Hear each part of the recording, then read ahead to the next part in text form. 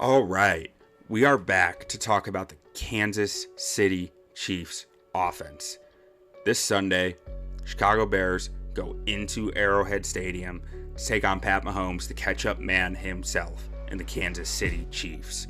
And I am here to give you a scouting report on them. It's early in the season.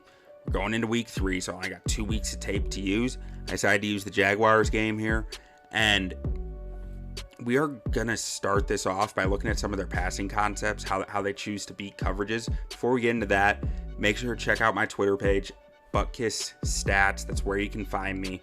And you can also find my writing at On Tap Sportsnet and my podcasting for Bears on Tap and Shaving Points podcast, where it's football season all year round. But let's go ahead and get into the Kansas City Chiefs.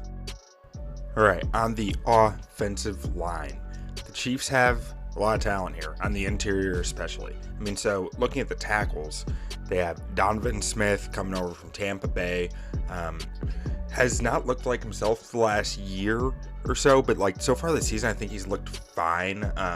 Getting up there in age, but I think he's still a fine left tackle. You're not complaining about him, you're not excited about him, but he's getting the job done. At right tackle, big money contract to Jawan Taylor coming over from Jacksonville. I like Taylor's pass pro a lot. I think he's got some real skills there. His run blocking has always been a bit of an issue. He's been struggling with some false starts and with some performance questions so far through 2 weeks in Kansas City, but I'm sure he'll straighten it out and he'll be a pretty good player for him. On the interior, Trey Smith at right guard, very good run blocker, solid pass protector, good player in general. Creed Humphrey at center, one of the best centers in the game. Joe Thuney at left guard, one of the best left guards in the game. Intimidating interior offensive line. Now to take a look at their middle of the field offense. Isaiah Pacheco, Jerick McKinnon make a solid 1-2 punch as like a rushing back plus receiving back. McKinnon's number here, his rating, really low. This is based on the last 3 years. McKinnon spent some time out during all that. I think he's an outstanding pass catching back. And then you also have Clyde Edwards-Helaire in the mix, which is interesting. And then clearly Pat Mahomes, probably the best quarterback in football. Travis Kelce, arguably the best tight end in football. But coming off an injury last week, he didn't quite look himself. Didn't look fully up to it at 32, 33 years old, maybe even 34 now. And then behind him, Noah Gray, Blake Bell. All in all, good middle of the field offense. I'm not sure that you can ask for much better than this. Maybe ask for a stronger running back duo, but like I think theirs is pretty strong as is, and not many teams have that strong of backup tight ends. So if you got Kelce, you're probably winning. Now, let's take a look at their vertical attack. This is where there's more question marks on this roster. I mean, your number one receiver, Marquez Valdez-Scantling, then you got Sky Moore, former second-round pick behind him. Kadarius Toney, former first-round pick behind him. Apparently doesn't have hands based on what we saw in week 1. Justin Watson's a guy I like a lot. Really fast. Andy Reid really likes to use him on some more tricky concepts or plays, or just plays that might see him end up wide open somehow. I think Reid just really likes to use him on plays where he thinks the defense is going to forget about him. And Rashee Rice, I think Rashee Rice is going to have a growing role throughout this season for the Chiefs. And I wouldn't be surprised to see him start to get more snaps each and every week. He hasn't played 30 snaps on the season yet, but I think that will just grow and grow and grow as he gets more comfortable within the offense and the playbook. All right, first concept here. We are going to see the Chiefs. They're taking on what ends up being like cover 2. So you got deep half, flat, zone. And they're running a little concept here that I really like for this. Honestly, it's really, so Mahomes doesn't even hit the guy that I would like to see him hit here, but again, you don't know his progressions. He sees an open hitch, you're going to take it, especially if these linebackers get enough depth and you feel like you trust that receiver. But I'm really liking, like, this route against cover 2 feels really nice because you are hitting the the sweet spot between this flat coverage and the deep half. Like, you are hitting all this green grass down here. So we will go ahead and take a look. The Bears like to run cover 2 as their base scheme. And, I mean, you see how open that guy is that I had pointed out there? Like,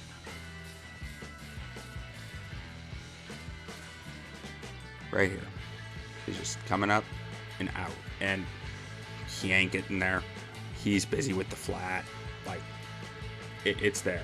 I wouldn't be surprised to see the Chiefs. I'm honestly surprised because Mahomes is looking at it. I don't know if he thinks 31 is going to carry him or what. I wouldn't be surprised if they come back to this week because they get a cover 2 look. That's there. It looks like Mahomes might have gotten spooked by that. By maybe that's Trayvon Walker, Josh Allen coming in on him, but it was there. Like, I wouldn't be surprised because they want that back. And I wouldn't be shocked at all if they pull that out against Eberflus's cover 2. All right, so I mean, I say that I wouldn't be surprised to see them pull it out again. They did pull it out again. Like, this looks very similar to last play, right? Route concepts are a little bit different from player to player, but the idea here is pretty much the same. And you get another cover 2 look from, even though, I mean, it looks like one high here, but you end up getting a cover 2 look as the play progresses, and Mahomes hits it this time. Like, you could tell they wanted it back because he throws this ball down there. This time, the Jaguars are ready for it, and it does, you know, they're able to get in the way of it. You see how they rotated there at the end? See how the Jags rotated? So, the Jags went from single high to deep half. He comes down to cover the flat. He's got the flat, and then middle.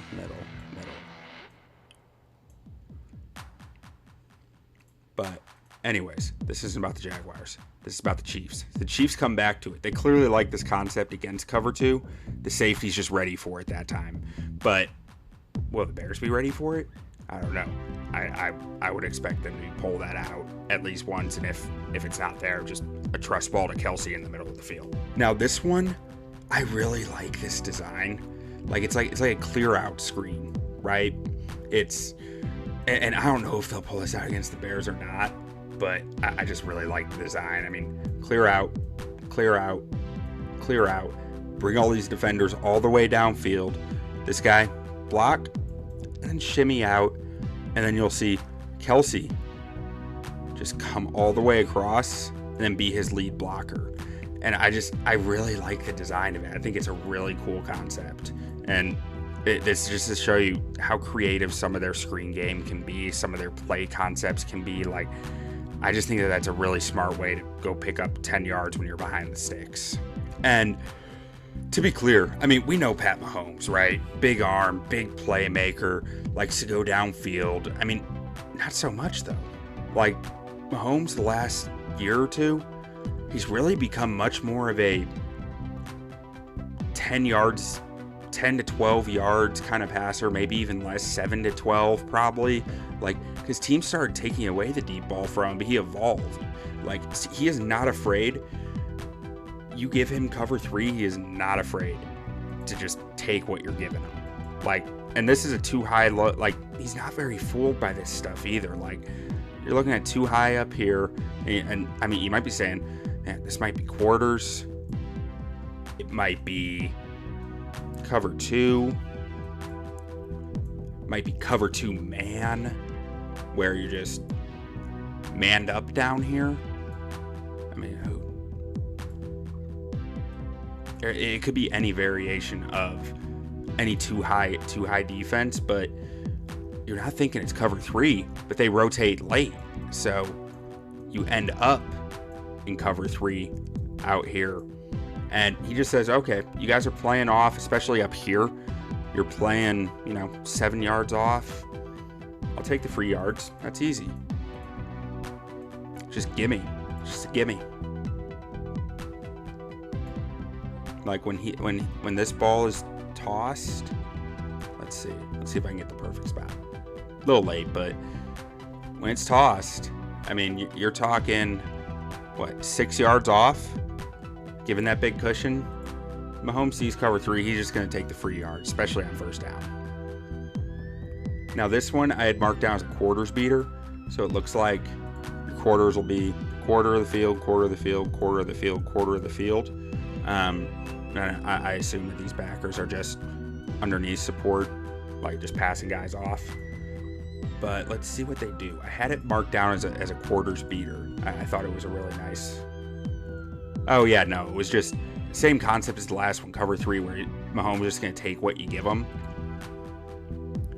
Again, I mean, if you're in quarters, these guys are they're protecting deep. They're protecting deep. By the time he breaks on it, the ball's halfway there, and he's still 7 yards off of him. So again, Mahomes has no problem just taking what's there. He's not really going to force the ball downfield all that often if you're not giving it to him. If you're giving it to him, he's more than capable. But like, he's not this gunslinger who's going to force the ball into coverage. And this one, again, we're going to see Mahomes diagnose it just fine. I mean, you got 2 high safeties up top, but this actually ends up being, I think it goes this way, cover 3 robber, and he's not really fooled by it. I don't know if he knows coverages all that well. He's famous for the line, like, I didn't learn coverages till my 3rd year in the league or whatever, but he says, I'm not throwing into all that trash down there. They're trying to get me. I'll just take the free yards. Find his check down, quick release. I mean, you don't love Pat Mahomes. What do you love? This guy is incredible. All right, so the next thing I want to talk about, the Chiefs are really big on using motion to help their quarterback see stuff. So, I mean, and we're going to see motion so much from their offense. Like right here, you see Kelce coming across formation, sees the guy follow, and they just say, okay, you want to pull that guy off? That gives us a really nice spot, because as soon as the ball is snapped, I mean, he's way too far away to do anything, right? Unless 87's dropping, you feel like you essentially end up feeling like 2-on-1 down here. So my favorite saying so far has been, take the free yards. So the motion shows them. Motion shows them the intentions. Take the free yards. That safety can't get there fast enough to do anything about it. Easy 5-yard pickup. This one, we see number 19 going in motion, and we saw, who was that? 37? 37 follow him out into the slot. So you feel like you're looking at man coverage. Let's see. Yep, you know you got man coverage by now. Like, as soon as you see the route start, you're like, okay, that's man coverage. Nice easy little pick route there. Comes off it, wide open. Easy throw. Boom. Again, first down. Give it to him for free. He'll take it. So right here we see tight end 83 in motion across the line of scrimmage. No one's following him. 23's trying to figure out, do I pick him up? You pick him up? Safety comes down, but it's a little too slow. I mean, by the time he's over there, by the time the ball's snapped, the safety's coming downhill. But even still, you're looking at 2-on-3 pretty much. Like, this guy can get there, but if you're running a screen, this ball's coming out to here, he's gonna have to fight through a lot of muck to get there. You're just looking at a numbers advantage. Sometimes it's as simple as that. Just numbers advantage, numbers, like, got numbers, take the numbers. God, Andy Reid's offense is ruining me. I'm watching it and I'm like, this is the easiest offense to understand I've ever seen. This is so simple. It's so easy. And it's not. It's not that easy. It's not that simple. But Andy Reid's offense just makes it feel this simple. It's so awesome. I'm so jealous that the Chiefs have Andy Reid as their head coach. And I don't want to give too much credit to Matt Nagy because, you know, I'm a Bears fan. But I'll give him some credit. He has his part in it too.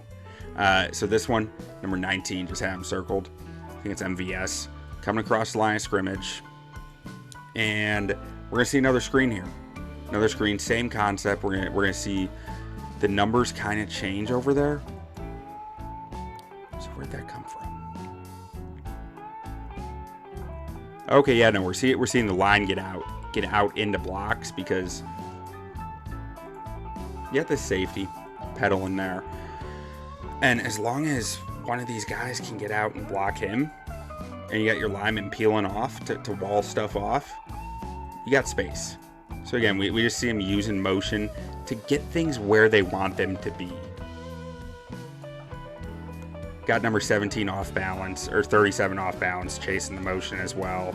Just created a little bit of opportunity for their guys. Now this one, I want to talk about Pat Mahomes' eye manipulation. Like, we'll watch this play at first. So, right here. Where do you think this ball's going?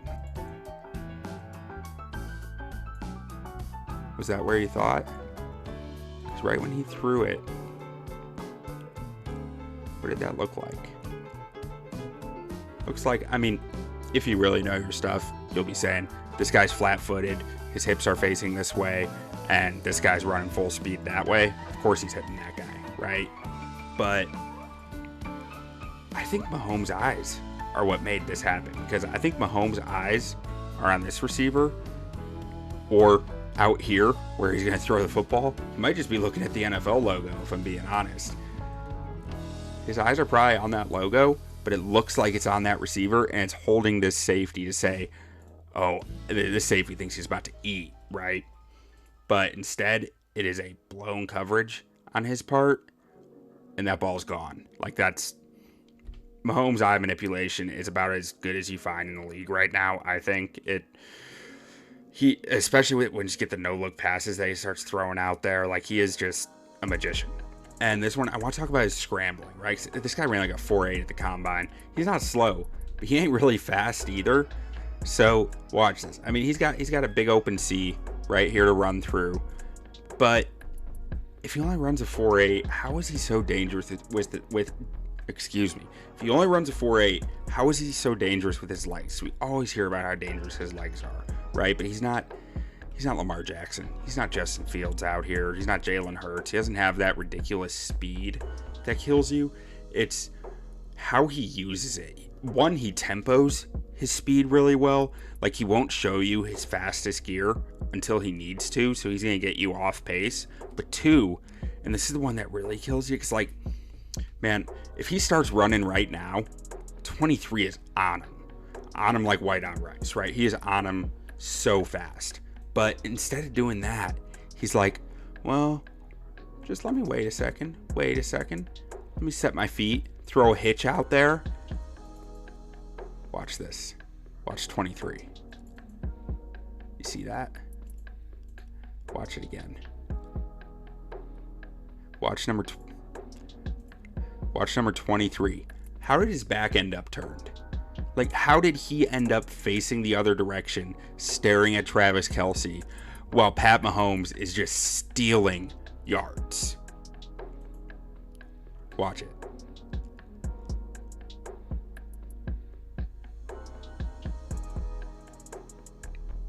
So, now, his eyes are back on Mahomes. And what did he see?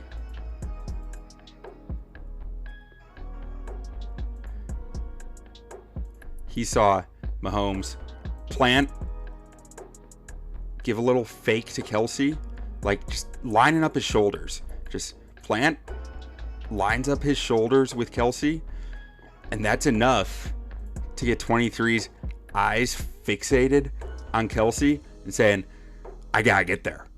Travis Kelce is his favorite target. He's the only good pass catcher on this team. I gotta get there. Where's the football? Kelce's ear holes him. Mahomes picks up the first down. That's how he's so dangerous with his legs. He is savvy with it. He is smart with it. This guy is a gamer. I love it. I love Pat Mahomes. Full disclosure, I'm a Texas Tech grad. I was there for some of Mahomes' time there. Loved watching him. I'm a fanboy, but we'll get over that. Last thing I want to talk about, his scramble drill. So, like, and this is the other thing that he's just known for, right? Like, he is so dangerous. He's just, like, elusive in that pocket, outside the pocket. Like, he's dead to rights, right? And just, nope, uncorks one. Wide open downfield. And his pass catchers know. Like, watch where this pass catcher came from. They know we are going to play this game. We are going to play the schoolyard game of Pat Mahomes gets into scramble. It's a free-for-all. Just find space and let him find you. Because this guy was out of the play. He was all the way on the other side of the field when Mahomes came out of the pocket. So now watch again, hitch, and then he's like, okay, well Mahomes might be sacked, but just in case, I gotta keep getting deeper because he's got a cannon. He'll go hit me. He's unreal, guys. Some of the stuff that he does, like that ball, he was dead to rights. He should have been done. Okay, now that we've talked Mahomes, let's talk Kelce. Travis Kelce. Mr. Travis Swift. Let's get it. Proud of you, Travis. So, first thing I want to talk about with Kelce is his connection with Mahomes in the red zone. So, right here, 87, Travis Kelce, Jason's brother, in case you didn't know. The more famous one, Jason. But watch him right here. Like, just tempo's the route, nice and easy. They just know, man. They just know each other. They know what each other are thinking down here. And they're going to be able to improvise in ways that you can't necessarily account for. It's one of the things that makes this offense so dangerous. Just little hitch route. I'm going to sit here.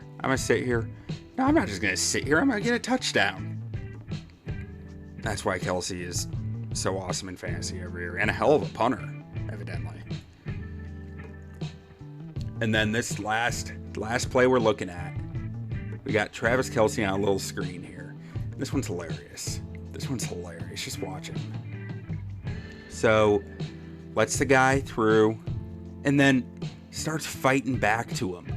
Actually puts his hand on the guy's back to make him think he's chasing him, to give just enough to, like, just to make sure that the guy does not smell screen. We're going to get the end zone view here. It's a little more clear from that. So, Travis Kelce, he's going to let his man through like he's supposed to.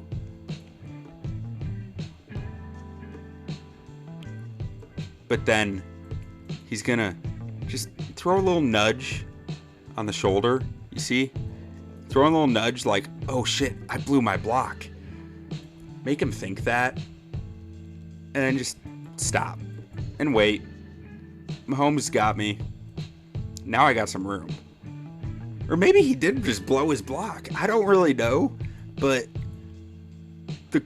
if he really blew his block, this is a hell of a play by Mahomes and Kelce to be ready for it. But, like, I just thought that was so cool the way this was. I mean, there's no blockers out front really set up for him, right?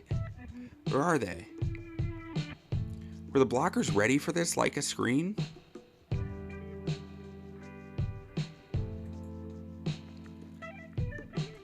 Find it a little more. Did someone actually blow this block?